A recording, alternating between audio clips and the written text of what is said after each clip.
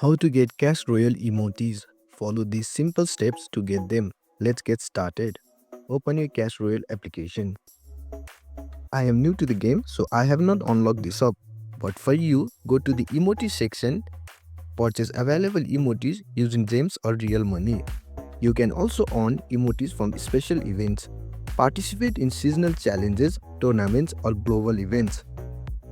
You can also unlock emotes from Pass Royale. Buy the Pass Royale for access to exclusive emotes each season. You can get emotes from special offers. Occasionally, Supercell releases limited time emotes in special bundles.